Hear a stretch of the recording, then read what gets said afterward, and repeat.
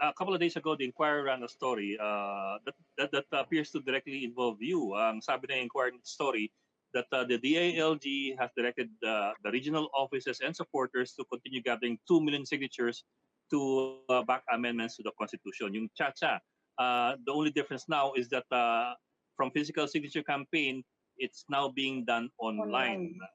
Opo. So, kayo raw po yung pumirma ng May 11 memo Tsaka fake news telling the daw. Fake news. Ano ba talaga? Fake ba yon o totoo? Actually, when I woke up this morning, I read that the Inquirer had a very vicious personal editorial against me. No, the Inquirer called this campaign of the DILG as pointless, callous, diba? Malaya has too much time in his hands, outrageously skewed priorities, indictment of DILG sneaky, deplorable politicking at this time of pandemic. So, gusto ko lang clarify. Number one, we are not campaigning for Chacha. Chacha is revision of the Constitution, maybe federalism or maybe a change in the system of government. And we already have gone beyond that. No? The DILG is now advocating for constitutional reform or core. And what is core? Core is surgical amendments to the Constitution. And we have already submitted our recommendations to Congress. So what we're doing is not entirely our own. It is in cooperation with Congress as directed by the President when the President made us head of the Task Force Constitutional Reform. So, nung sinabi ng Inquirer na what we're doing is Chacha, doon nagsabi si Secretary na there's a difference between Chacha and core. These are like night and day, heaven and hell. And our friends from the Inquirer should have, taken pains to research, before they release that story. Kaya si Secretary Anyo responded that way. And then here comes this editorial, which looks like a personal attack on the DILG as an institution and on myself because I wrote that memo. Let me make clear, ma'am, na we at DILG are 100% focused on COVID. And alam naman po yan, only Inquirer does not know. Almost every day nga, nagpapaliwanag po kami. No? Explain to the public any and everything, SAP, MECQ, CQ, lahat po ng pinag-usapan natin.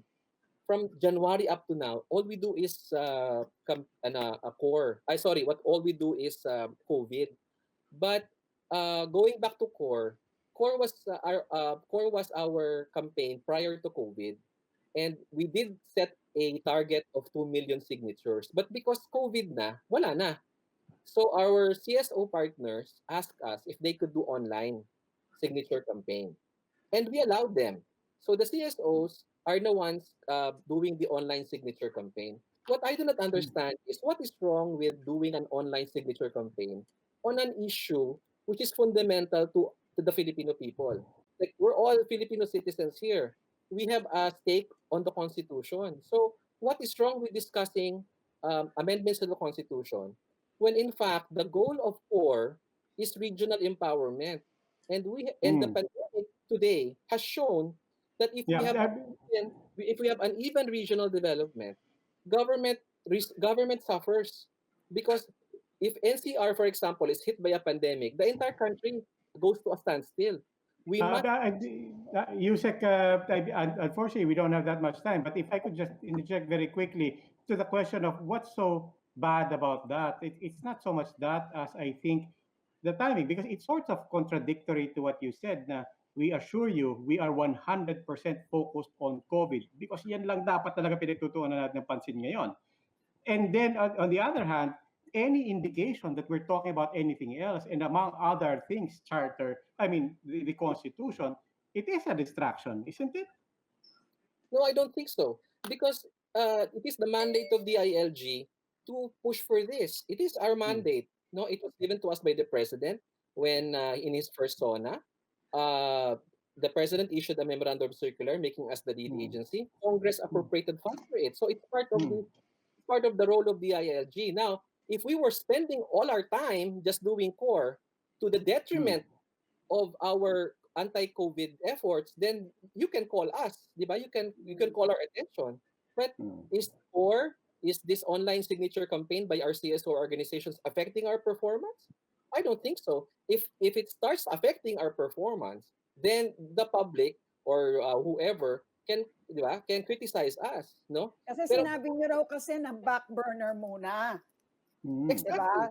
Sabi niyo back burner muna. So parang nagtataka sila, bakit kayo naglabas ng online email saying, go ahead and do this online, this signature campaign. Yeah, because ma'am, our CSO partners ask us if they So can. hindi kayo ang nag-push. Hindi kami, Parang ma'am. ganon. You know, Okay. the Filipino people know that we are on the forefront. You do not see our police officers campaigning for constitutional reform. You do not see our local government operations officers going out. You do not see the jail officers, the fire officers campaigning. You do not see me campaigning. I have not mentioned constitutional reform on this online thing and publicly. This is being done by our civil society organization partners. That is why this is fake news. And ang medyo masama lang para sa amin is that nagtatrabaho na nga kami full time sa COVID, and then uh, there will be an editorial coming from Inquirer which is so vicious na parang ano ba kayo? Hindi ba kayo nag-iisip? Di ba? Di ba kayo nag-iisip, parang lumalabas, ang tanga-tanga naman namin sa DILG. With all due respect, wag naman ganun. Because the reason why we're pushing for constitutional amendments is precisely because these are the types of amendments that we need for our country to be successful in the long term, to also to address pandemia. What's the package of reforms under core? More internal revenue allotment for local government units, regional development councils. No, it's not federalism, it's regional development councils. It's anti-political dynasty and anti-political turncoatism. Okay. And then the last is opening up the economy to foreign investment by removing the restrictive economic provisions of the Constitution. The economic those are the only issues that we're pushing for. And those are the issues that we must discuss. Because these are the issues that are in our Constitution that is limiting our country